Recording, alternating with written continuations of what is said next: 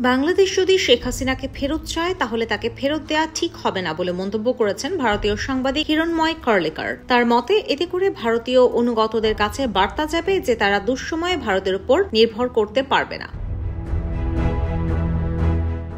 ভারতীয় সংবাদ মাধ্যম দ্য পায়োনিয়রের পরামর্শক সম্পাদক হিরণময় কার্লেকার এক কলামে লিখেছেন, হাসিনাকে যদি ফেরত দেওয়া হয় তাহলে ভারতের সবচেয়ে অনুগতদের কাছে বার্তা যাবে যে তারা খারাপ সময়েও ভারতের উপর নির্ভর করতে পারবে না, যা নয়াদিল্লি কখনোই যাবে না।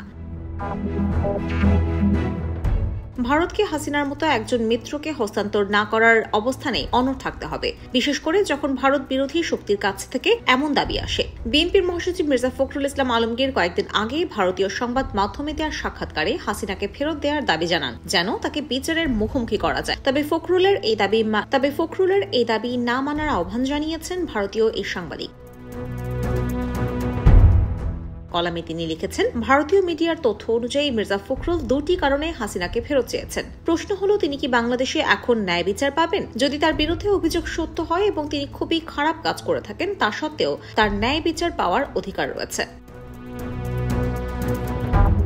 গত 5 আগস্ট ছাত্র জনতার তোপের মুখে দেশ ছেড়ে পালাতে বাধ্য হন হাসিনা। ওই দিনই তিনি ভারতের রাজধানী দিল্লিতে আশ্রয় নেন। শেখ হাসিনা ভারতে পালানোর আগে বাংলাদেশে ঘটে যায় ইতিহাসের অন্যতম বড় হত্যাকাণ্ড। প্রাণ হারান প্রায় 1000 মানুষ। এছাড়া আহত হয়ে হাসপাতালে ভর্তি হন আরো কয়েক হাজার। যেদিন হাসিনা পালান সেদিন সকালেও নিরাপত্তা বাহিনীকে আরো কঠোর হয়ে হত্যাকাণ্ড চালানোর নির্দেশ দিয়েছিলেন। তার বিরুদ্ধে হত্যাসহ মানবতা বিরোধী অপরাধের অভিযোগে মামলা করা হয়েছে। এসব মামলার বিচার করতে হাসিনাকে ফিরিয়ে দেওয়ার দাবি জানিয়েছেন বেশিরভাগ মানুষ। IBTV USA news desk.